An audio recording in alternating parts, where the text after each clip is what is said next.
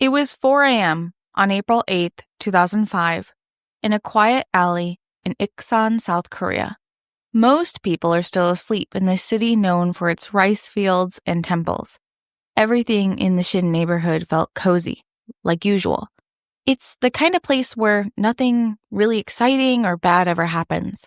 Mr. Kim and his wife had already left early that morning, but as their neighbors woke up, everyone started gathering near their home. Bloodstains dripped down the pavement, leading from their home, following an alleyway. The blood led to the rooftop.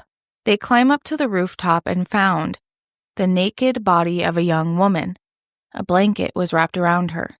She had been stabbed and left to die. You may have never heard of the Iksan killer before, but for the people in Iksan, they'll never forget Park Jong-min.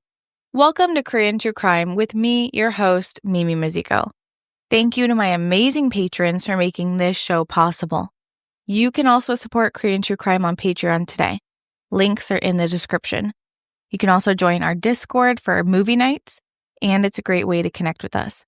If you're interested in new merch for the show, you can find our new design called God's Wrath on my Fourth Wall store, which you can find in the description or any of my socials. In today's episode, you might notice that the killer is referred to in articles and some of my sources by two different names, Park Jong-min and Park Yong-soo. It's believed that Jong-min is his real name leaked by sources, and Yong-soo was a pseudonym that official news sources were using for him before his information was released. We will refer to him as Park Jong-min. Warning: today's episode contains a graphic description of murder, sexual assault, and necrophilia. Listener discretion is strongly advised.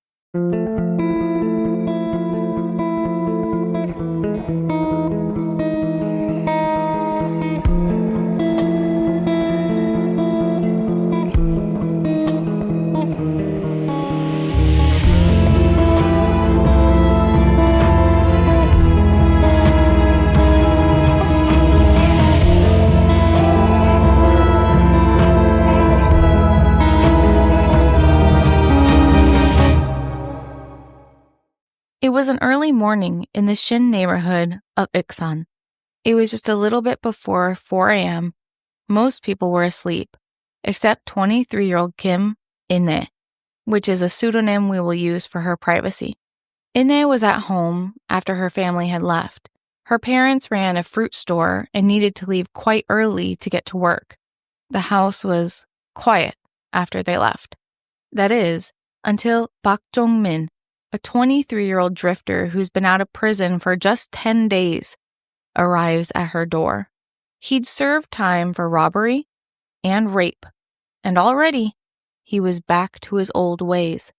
Over the last few hours, Jong-min had been downing bottle after bottle of soju and was trying to find something bad to do.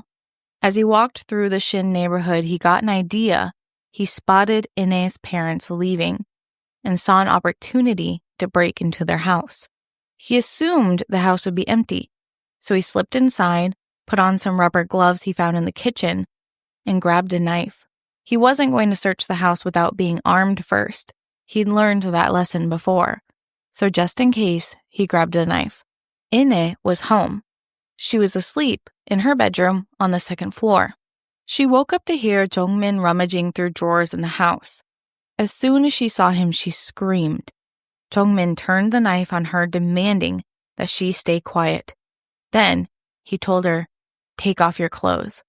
This isn't the first time he had raped someone at knife point. She started to comply, but when he grabbed her to try to sexually assault her, In-nae fought back, hard. As she hit him, he took the knife and stabbed her in the chest, and then again in the side. She continued to try to struggle against him as she bled out. Jong-min would later tell the police without emotion, "I didn't mean to kill her, but she resisted too much, so I just stabbed her." We cover a lot of murders on this podcast, but what he did next is what really sets this kind of behavior into the realm of unspeakable evils. Jong-min's clothes were soaked in blood, so he calmly changed into clean ones that he took from In-nae's dad's wardrobe. He got a garbage bag and threw his blood-soaked clothes inside. Jongmin would say that as he looked at Ine's lifeless body, he started to feel an uncontrollable lust. This is what earned Jongmin the name 핏빛 욕정 살인자, the bloodlust killer. Jongmin wrapped Ine's body in a blanket and carried it 20 meters to the rooftop of a neighboring house.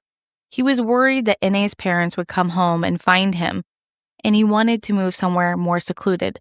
He wanted more time with her. On that rooftop, he sexually assaulted her corpse. Necrophiliac serial killers are driven by complex and rare psychological impulses that deviate significantly from typical human behavior. Necrophilia is the sexual attraction to or sexual activity with a corpse.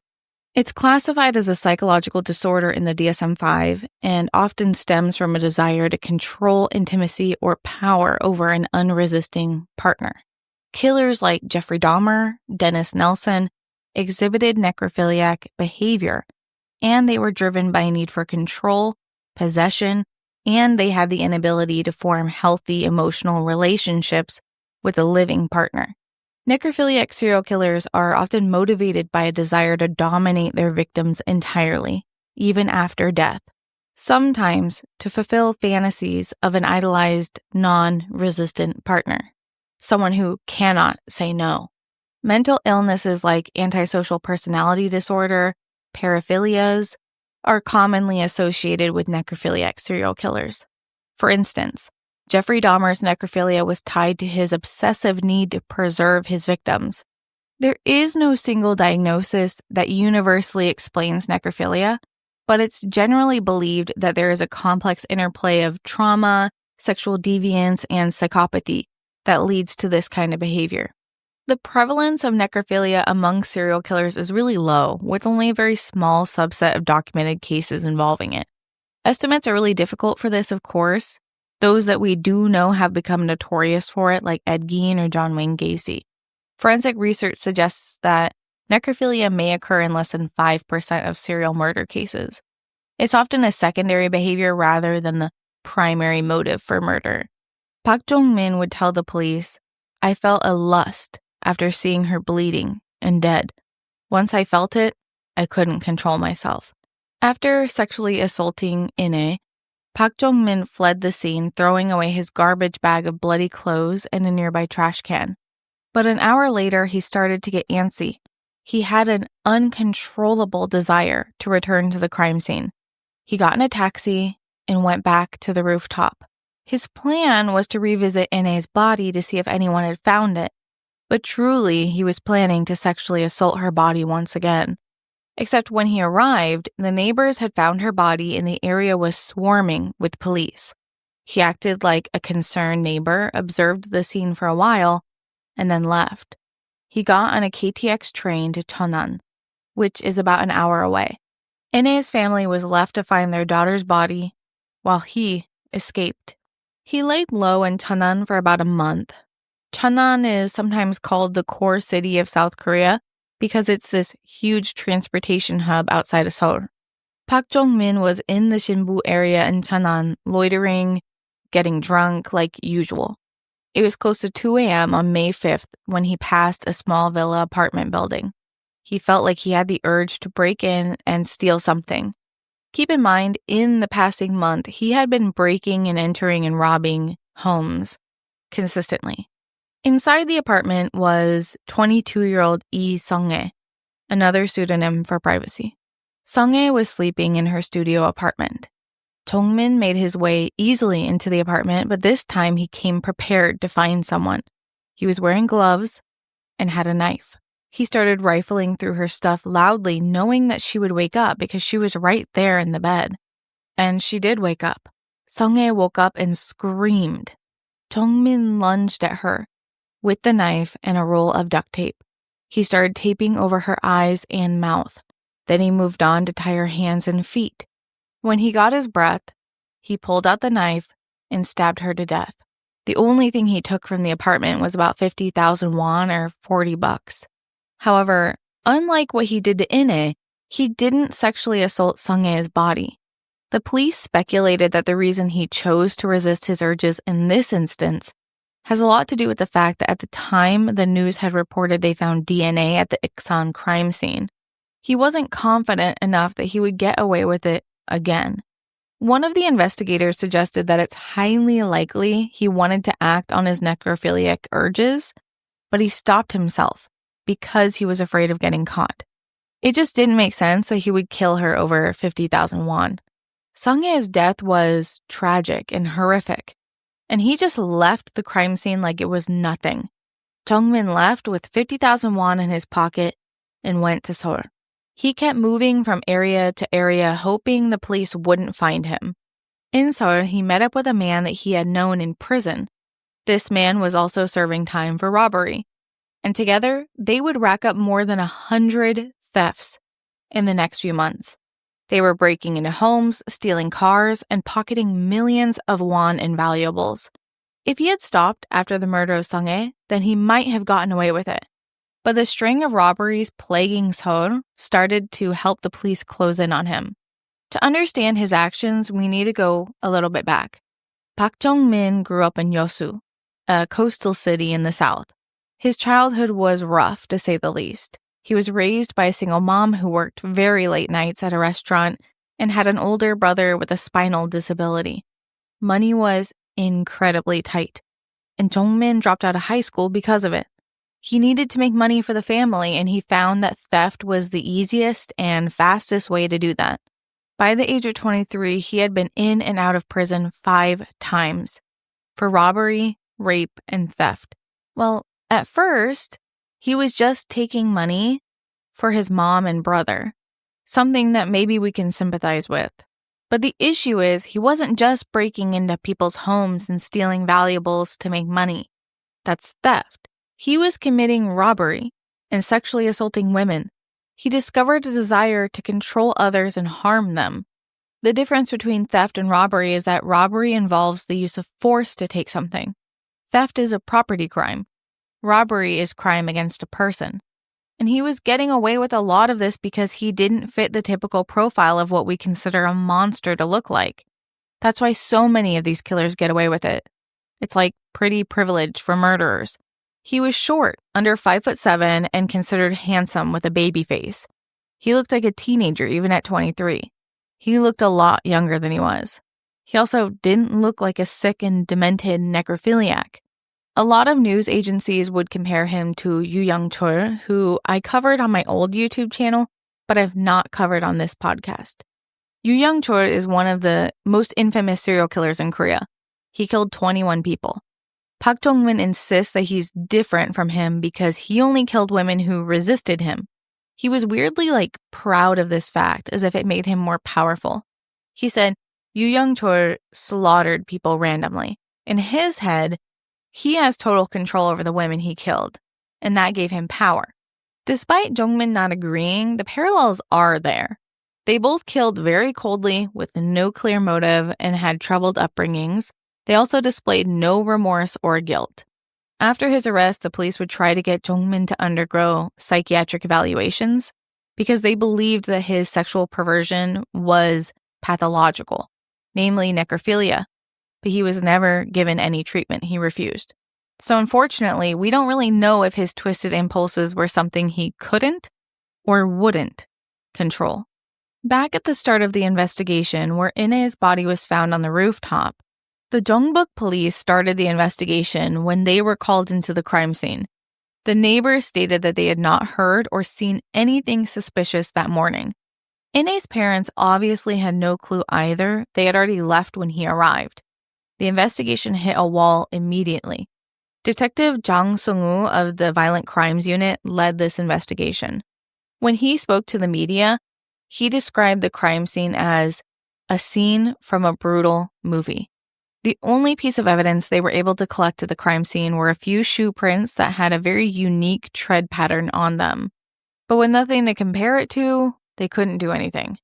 And because they didn't have any leads, they had to cast a very wide net. So they ended up questioning about 25,000 people who had criminal records in the province. They analyzed 2 million phone records and 1 million communication data points. They put a lot of effort into the investigation, which is something I don't always say on this podcast, so I was quite surprised. They were suspecting that whoever the killer was someone with a violent past and someone who knew the area well. A few days later, they finally found a lead when one of the neighbors discovered the discarded garbage bag full of bloody clothes. The first thing they noticed was that inside the clothes was a torn laundromat ticket.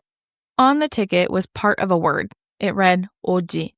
The police started a search for any laundromat or motel that had dry cleaning services that had oji in the title. There's no more movement in the case until May 5th at Sunghae's murder in Cheonan. This is what would change everything. The police noticed the similarities, namely the kitchen knife and the gloves and the stabbing. But the most crucial comparison was that they found those same sneaker treads. They had proof that the two crimes were connected. They suspected it, but this was hard evidence. Do you know how unlikely it would be for two different killers to have the same MO, wear the same shoe in the same size? Very, very unlikely.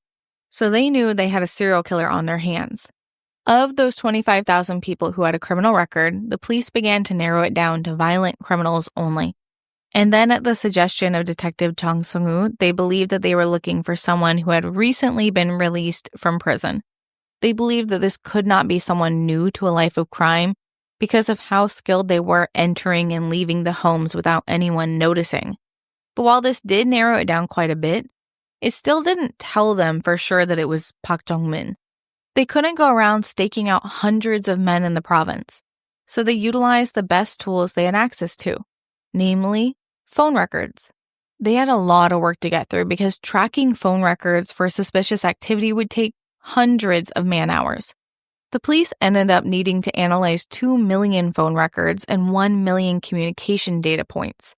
When I read this, I honestly didn't quite comprehend what that meant. In 2005, this method would look a lot different from what it does now. First, they had to access phone records from telecom providers. At this time, this includes call logs, so the date, time, and duration of a call, as well as the number that was dialed or received. Text messages were time-stamped and had the recipient's number, but the actual messages were not able to be collected without a specific warrant. Then lastly, cell tower pings.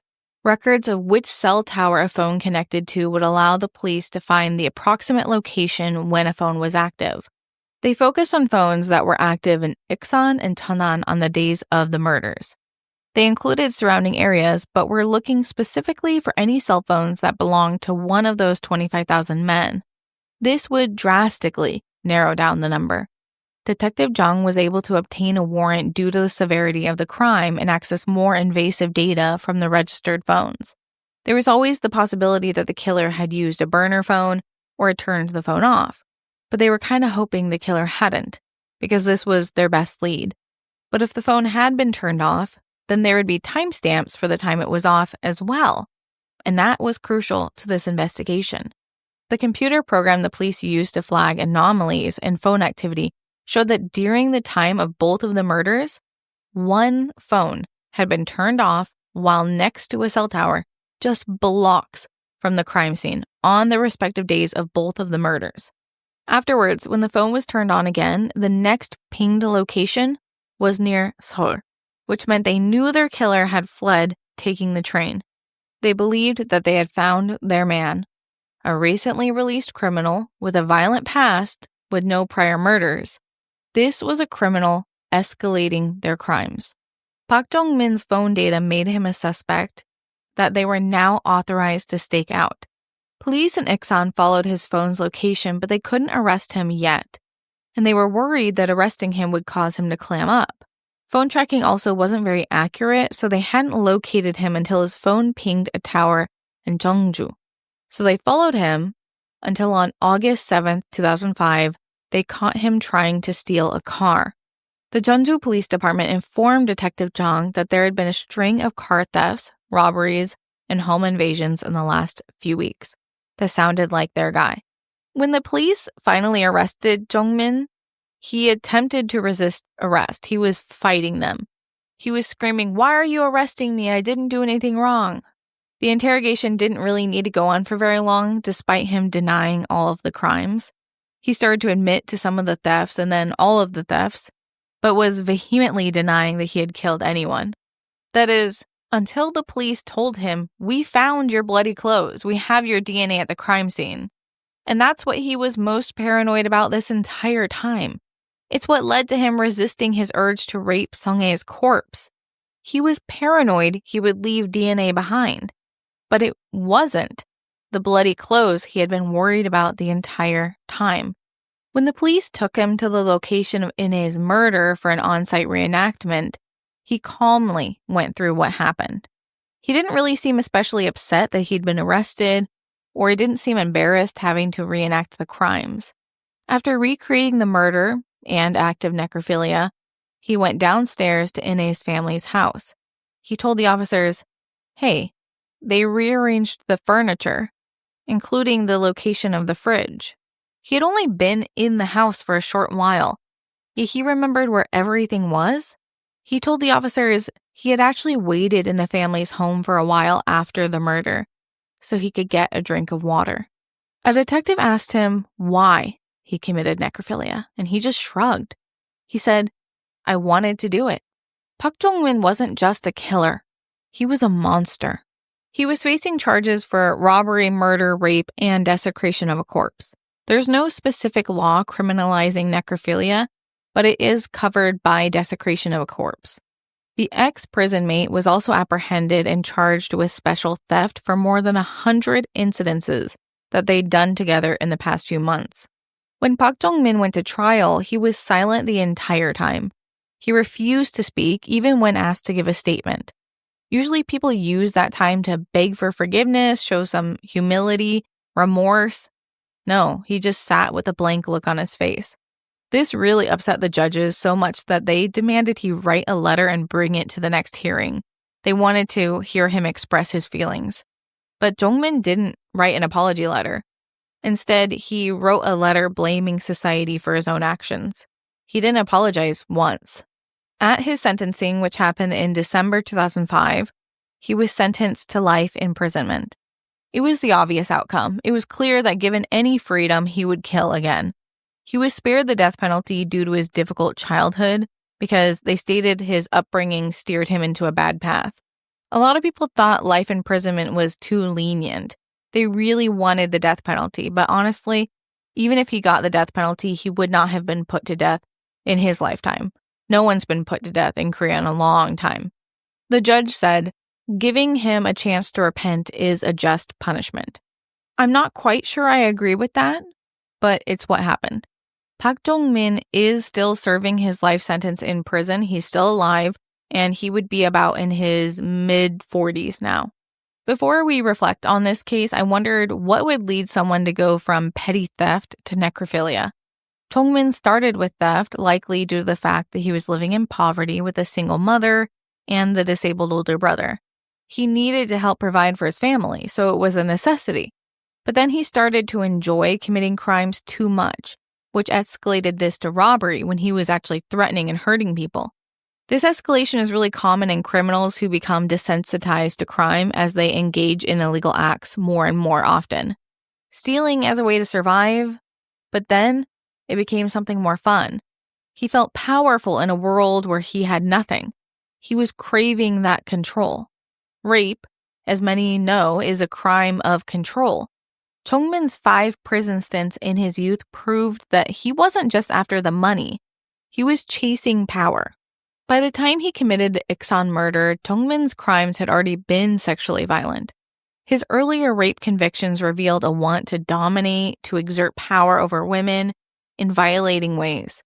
When Ine fought back, he stabbed her to death. He wasn't going to lose power to her. And the same thing happened with Sung-ae. Her screams for help led to her death. Psychologists call this a cycle of violence. Unresolved trauma or exposure to heightened aggression can push someone to escalate their crimes. Following his times in prison, he only continued to escalate each time that he was released. He had a difficult upbringing, sure, as many people do, so that really is not an excuse for his behavior. And then there's the necrophilia. After killing Ine, he said that he felt lust just looking at her dead body. He felt like he couldn't resist his urges to do what he did. Psychologists would say that necrophilia can stem from a need for total control. For Jong-min, it might have been a fantasy triggered by the murder itself. Him saying, "Once I think about it, I can't control myself," shows that he had paraphilia, which is an attraction to something other than a consenting partner. This isn't always a harmful kink, considering homosexuality was once considered a paraphilia, but modern day, paraphilia is characterized as a person experiencing distress associated with the act of sex, unwilling others or the inability for others to consent, or the risk of injury or death during the sexual act. Fetishes and kinks are often removed from these definitions due to the presence of consent.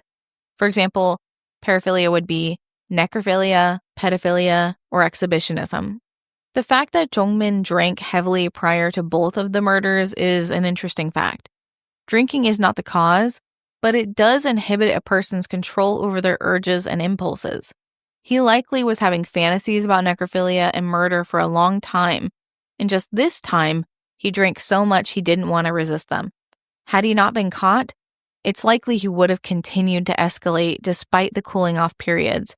Jong-min also had a really weird mix of motives, which made him very unpredictable, which made him even more dangerous.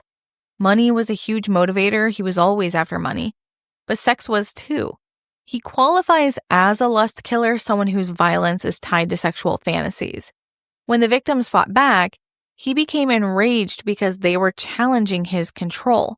So is Park Jong-min a serial killer? Well, yes. He had 2 murders and separate events with a cooling off period between. Even after his arrest, he told the police, "I was going to keep sexually assaulting and killing if I wasn't caught." He knew he wasn't going to stop. He didn't want to. The victims, Ine and Sung-hae, were more than that. Ine was a 25-year-old hairdresser with a huge smile and dreams of making it big and moving to a big city. Sung-hae was only just carving out her independence when she was killed at the age of 22. Their parents were left with the grief of losing them, and while I give credit to the police in this case for catching him and putting in adequate effort to stop him, I wonder if after 5 times in prison for violent crimes, especially including raping women, maybe he should have been monitored a little bit more closely after his releases. If he was, it might have saved these women's lives. When I research cases that involve sexual assault, it often puts a little bit of blame on the women for putting themselves in dangerous situations. But what happened to Ine and Sung-hae was not their fault. Whether they kept their doors locked, whether they were more observant, nothing would have changed this situation. It's already happened. There is no what ifs. But cases like these make me wonder, how can we stay safe? Is there no way to prevent a deranged monster from finding a way to hurt you? I'll start by stating the obvious that they always say. Don't go out alone at night, lock your windows and doors, learn to protect yourself. But I think this advice puts the pressure on women that we need to live in a world where it's happening. I think it's more important that together we learn to advocate for mental health resources to help stop troubled people from reaching predator levels. If a proper mental health check and rehabilitation program had been provided to Park Jong-min in prison, he might have learned to resist these urges and grow his empathy for others. If we can get to these hurt people while they're still young, while they're still in those beginning stages of thinking about hurting other people, then we may be able to prevent the escalation to such horrific crimes. But that is just my opinion. I always want to believe that there can be good in others. Thank you for joining me on Korean True Crime. If you enjoyed today's episode, please share it or leave a review. Check the description for a link to our Discord, Patreon, and the new merch. Find my sources for free on Patreon. Thank you to my patrons for making this show possible. 다음에 또 봐요. See you next time.